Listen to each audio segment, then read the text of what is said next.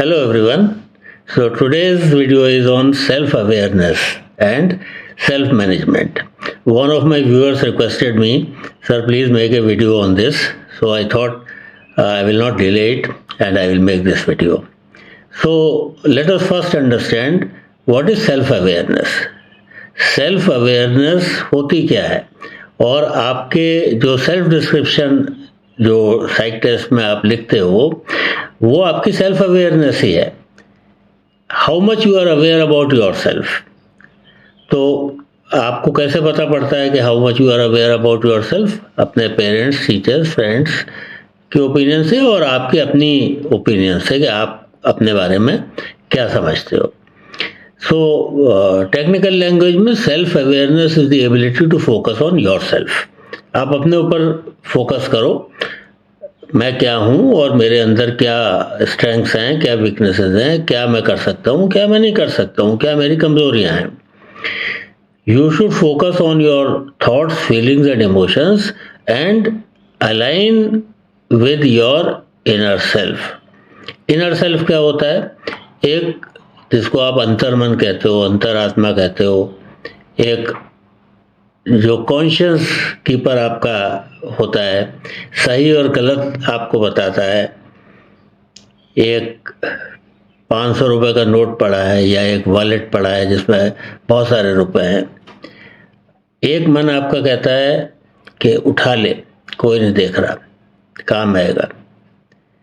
दूसरा conscious keeper जो आपका माइंड है वो आपको वार्न करता है, नहीं ये गलत काम है, ये मत करना, इस पर्स को उठा के और इसका ओनर ढूंढो और नहीं मिलता है तो इसको आप पुलिस स्टेशन में डिपॉजिट करो. तो ये कॉन्शियस कीपर है. आपको अपने इनर सेल्फ के साथ में अपने थॉट्स, फीलिंग्स और इमोशंस को अलाइन करना है. कैसे अलाइन करना है? तो पहले हम ये समझ लें कि एक ऑप्टिमली एडजस्टेड इंडिविजुअल क्या होता है. ऑप्टिमली एडजस्टेड के मतलब जो बैलेंस्ड इंसान है, जिसका तालमेल है अपने थॉट्स, फीलिंग्स और इमोशंस का अपने अंतर्मन के साथ में, इनर सेल्फ के साथ में बैलेंस्ड लाइफ है, वो ऑप्टिमली एडजस्टेड इंडिविजुअल है. तो क्या होता है? ही और she is problem centred and focused. Focused होगा, प्रॉब्लम सेंटर होगा, बात को समझेगा क्या प्रॉब्लम है और उसका क्या सॉल्यूशन है, उस पर फोकस करेगा.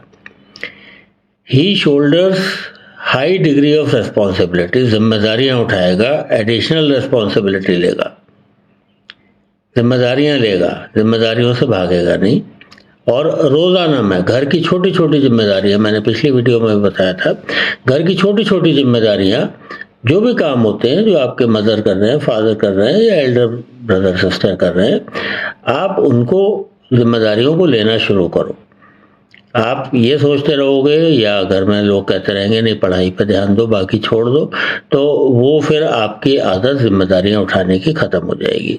आपको अभी पढ़ाई है, आगे काम आ जाएगा. तो ये जिम्मेदारियां तो उठाने की आपकी आदत बचपन से पड़नी चाहिए, वो नहीं पड़ी तो आगे आप सोचो कि अचानक से चेंज आ जाएगा, मुश्किल पड़ेगा वो. तो इसलिए रोज़ाना जिम्मेदारियां उठाइए. Shoulder high degree of responsibility. Next, optimally adjusted individual क्या होता है? He maintains a close relationship with friends and family. तो रिलेशनशिप मैनेजमेंट भी उसका बैलेंस्ड है. ऐसा नहीं है कि लड़ाई कर रहा है, झगड़ा कर रहा है, घर में भी उसका लड़ाई झगड़ा हो रहा है सिबलिंग्स के साथ में या पेरेंट्स के साथ में. तो ये ऑप्टिमली एडजस्टमेंट आपका नहीं है, ऑप्टिमल एडजस्टमेंट नहीं है. He has a strong ethics, value system. झूठ नहीं बोलना, गलत काम नहीं करना, चोरी नहीं करनी, किसी के साथ विश्वासघात नहीं करना. तो एथिक्स, आपके वैल्यू सिस्टम आपका स्ट्रॉन्ग होना चाहिए. Makes adequate perception of reality and feels more comfortable with reality. Does not live in a world of fantasy. तो एक ख्यालों की दुनिया में नहीं रहता, फैंटेसी में नहीं रहता, रियलिटी को एक्सेप्ट करता है. अब चाहे वो रियलिटी आपकी पढ़ाई की हो, आपके जो मार्क्स आपने अचीव करे हैं उस पे हो, आपके गेम्स स्पोर्ट्स पार्टिसिपेशन में आपको फर्स्ट प्राइज मिला या आपको थर्ड प्राइज मिला या आपको कोई प्राइज नहीं मिला, you must accept the reality. और ये मैं बार बार कहता हूँ कि रियलिटी को आप डिनाई मत करिए, जो रियलिटी है उसको एक्सेप्ट करिए। Don't live in a world of fantasy. और वर्ल्ड ऑफ फैंटेसी में आप रहते हो, ख्यालों की सपनों की दुनिया में खोए रहते हो, तो आपकी टीएटीज में भी वही चीज़ दिखाई पड़ती है, आप रियलिटी को डिनाई करते हो। जैसे शुतुरमुर्ग होता है, कहते हैं उसके ऊपर जब दुश्मन हमला कर रहा होता है तो भागता है और उसके बाद में रेत के अंदर वो अपना सिर घुसा देता है कि ना मुझे दुश्मन दिखेगा और ना मेरा खतरा होगा। तो उसको ऑस्ट्रिच लाइक एटीट्यूड कहते हैं। ऑस्ट्रिच लाइक एटीट्यूड में एंड रिजल्ट क्या होगा कि ऑस्ट्रिच को तो जान जाएगी उसकी। तो this is denial of reality. अगर रियलिटी है, दुश्मन है, खतरा है, तो उसको आप फेस करो, फाइट करो, लड़ते लड़ते जान दो। जान जानी है तो लड़ते हुए जान जाए, और उसमें बहुत सारे चांसेस हो जाएंगे कि आप दुश्मन को ओवरकम कर लोगे, मार दोगे। अब बात ये नेक्स्ट आती है कि सर कैसे करें, प्रॉब्लम है सर, हाउ टू डू, ये तो ऐसा हो जाएगा, वो तो वो प्रॉब्लम आ जाएगी। तो इसके लिए एक पैरेटो प्रिंसिपल कहलाता है 20-80 का, और ये लाइफ के करीब करीब सब चीज़ों में आपका एप्लीकेबल है। 20-80 प्रिंसिपल क्या है? What is Pareto principle? 20% of life is made up of what happens to you, you have no control on this 20%, you have no control, but remaining 80% of life is decided by how you react. We have no control over 20%, but you have the freedom to choose the remaining 80%. Example देके आपको बताता हूँ कि किस तरीके से आपके reactions या रेस्पॉन्सेस से आपकी कठिनाई, परेशानी, हार्डशिप या तो कम हो जाएगी या बढ़ जाएगी।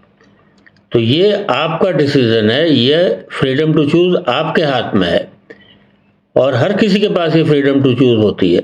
और इस फ्रीडम टू चूज के बेसिस पे ही आपके रेस्पॉन्सेज, टीएटी, डब्ल्यूएटी, एसआरटी के रेस्पॉन्सेज हर कैंडिडेट के अलग हो रहे हैं, क्योंकि वो अपनी फ्रीडम टू चूज को किस तरीके से एक्सरसाइज कर रहा है, इसके ऊपर उसका रिजल्ट और आउटकम डिपेंड करेगा। 20-80 प्रिंसिपल, पैरेटो प्रिंसिपल समझ लिया। मैंने कहा था कि एक एग्जाम्पल देके बताऊंगा। एक छोटा सा एग्जाम्पल है कि आप ब्रेकफास्ट की टेबल पर अपनी फैमिली के साथ बैठे हो, आपको स्कूल जाना है, जल्दी पहुंचना है, कॉलेज जाना है या ऑफिस जाना है, और आपकी छोटी सी सिस्टर भी साथ में ब्रेकफास्ट कर रही है। उसको चाय दी या दूध दिया गिलास में मम्मी ने, आपने ब्रेकफास्ट करा, वो भी कर रही है, छोटा बच्चा है, तो उसका हाथ का टक्कर लग गया और दूध आपके ऊपर गिर गया। दूध या चाय या पानी जो भी कुछ था वो आपके ऊपर कपड़ों पे गिर गया।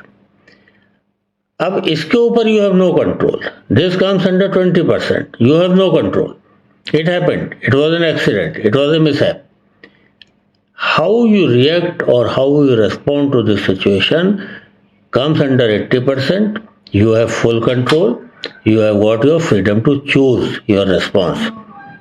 अब दो तरीके के रेस्पॉन्स हैं, या तो आप चूज करोगे कि शोर मचाओगे, चिल्लाओगे, गुस्सा करोगे, अपने जो छोटी सिस्टर है उसको डांटोगे, तुमको आता नहीं, तुम क्या कर दिया, तुमने सब कपड़े खराब कर दिए मेरे, मुझे स्कूल जाना है, मैं लेट हो रहा हूँ। तो वो रोएगी, शोर मचेगा घर में, मम्मी आपको डांटेगी, पापा भी आ जाएंगे। अब आप गुस्से में जाओगे, जाके फिर स्कूल के अपनी ड्रेस चेंज करोगे या कॉलेज के आप या ऑफिस के कपड़े चेंज करोगे और उसके बाद में जाओगे। अब आपकी जिम्मेदारी थी कि इस अपनी छोटी बहन को स्कूल की बस में चढ़ाना आपकी जिम्मेदारी थी।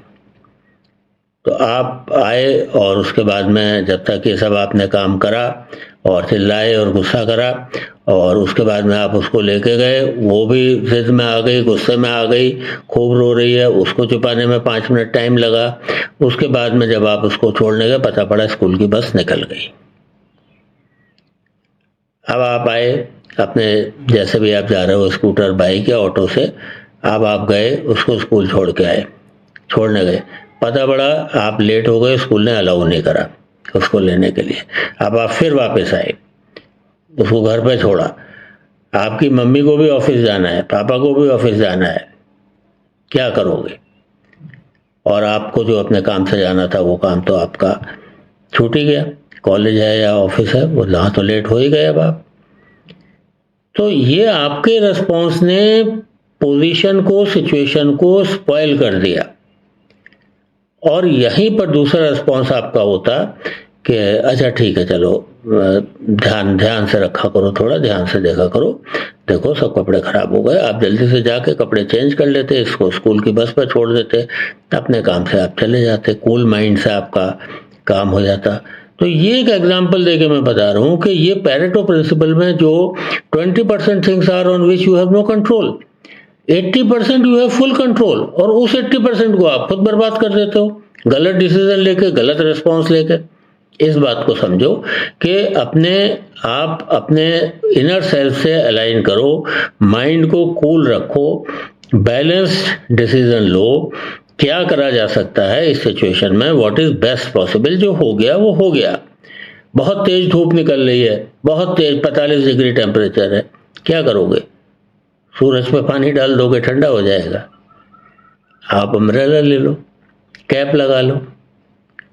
तो जो करना है वो आपने करना है, जो चीजें आपके कंट्रोल में नहीं है, और हमेशा जिंदगी में रहेगा, पैरेटो प्रिंसिपल हर जगह लागू होगा लाइफ में। 20% चीजों पे कोई कंट्रोल आपका नहीं है, लेकिन 80% पे है, उस 80% पे फोकस करो। जो मैं कह रहा हूं कि फोकस ऑन योर सेल्फ, ये 80% पे आपको फोकस करना है। अब कुछ और भी तरीके देख लेते हैं। सेल्फ रेगुलेशन है, 3 चीजें आपको याद रखनी है, सेल्फ रेगुलेशन, सेल्फ मोटिवेशन और रिलेशनशिप मैनेजमेंट। तो सेल्फ रेगुलेशन में क्या है? Ability to control feelings and impulses, जो मैंने अभी एग्जांपल देके आपको बताया। Self regulation, thinking calmly before acting, ये भी एग्जांपल में आ गया। Taking collective decisions after discussion, तो यहाँ पर आप अपने मदर से, अपनी बहन से, जो भी और फैमिली मेंबर्स हैं उनके साथ डिस्कस कर सकते हो कि चलो ठीक है, और इसको मैं स्कूल छोड़ के फिर जाता हूँ। ये तो एक एग्जांपल दिया, वैसे भी लाइफ के जो भी डिसीजंस हैं वो आप कलेक्टिव डिसीजंस लीजिए, ऑल अलोन अवॉइड करिए सिचुएशन को। आप अगर बॉस भी हैं तो अपनी टीम के साथ डिस्कस करिए, अपने कलीग्स के साथ डिस्कस करिए, अपने सबऑर्डिनेट्स के साथ डिस्कस करिए, और फिर डिसीजन लीजिए, कलेक्टिव डिसीजंस लीजिए। Then ability to create an environment of trust and fairness, कि आपने सही काम करा। अब आपकी जो छोटी सिस्टर है वो कहेगी कि देखो कितना अच्छा, मेरे से गलती हुई तभी भी मुझे डांटा नहीं, समझाया। इसके बाद में आता है self motivation, working for reasons beyond money, power और रिवार्ड। तो रिवार्ड सीकिंग एटीट्यूड मत रखिए। Ability to pursue goals with energy and persistence till they are achieved, काम अधूरा मत छोड़िए। Achievement is the driving force, not the fruits और reward. कर्मण्येवाधिकारस्ते मा फलेषु कदाचन, कर्म कर और फल की चिंता मत कर। Then comes relationship management, unlimited friendliness, बहुत अच्छे सबके साथ रिलेशंस, फ्रेंडली रिलेशंस कर रखिए। Compassion, active sympathy for the distress, जो गरीब हैं, परेशान हैं, आपसे कमज़ोर हैं, उनके लिए सिंपैथी रखिए। Rejoicing in the happiness of others, दूसरों की खुशी में खुश होइए। Indifference to the evil minded, कोई अगर बुराई करता भी है, बुरा इंसान है भी, तो उसको फिर आप थोड़ा सा ज़्यादा उलझिए मत उसके साथ में, मैच्योरली डिसीजन लीजिए। और ज़्यादा बहस करने की, उसके साथ आर्गुमेंट करने से आपको कोई फ़ायदा नहीं होगा। now finally focus on things you can do to benefit the society. इसको सर्कल ऑफ इन्फ्लुएंस कहते हैं, सर्कल ऑफ सोशल रिकॉग्निशन। ये सर्कल बड़ा कैसे होगा? जब आपके कामों से और लोगों को, समाज को, परिवार को, दोस्तों को, दुनिया को फायदा होगा। तो ये आप अपना सर्कल ऑफ इन्फ्लुएंस या सर्कल ऑफ सोशल रिकॉग्निशन भी बढ़ाने की कोशिश करिए। आपके काम ऐसे हों कि जिससे दुनिया को फायदा हो। तो self awareness, self management. Self awareness को पहले आपने समझा कि आपको अपने बारे में, अपनी स्ट्रेंथ वीकनेसेस के बारे में पता होना चाहिए। मैं क्या कर सकता हूँ, मेरी कैपेबिलिटीज़ क्या है, मेरी क्षमताएं क्या हैं, और उसके बाद में अकॉर्डिंगली आप अपने को मैनेज करिए। अपने फ्रीडम टू चूज को एक्सरसाइज सही तरीके से करिए। पैरेटो प्रिंसिपल का ध्यान रखिए कि 20% things you can not change but 80% things you can are in your hands and it will depend upon your decisions how you take. So I hope you have understood, and this will help you in changing your personality in your day-to-day life, and ultimately it will help you in your SSP. Thank you so much for watching.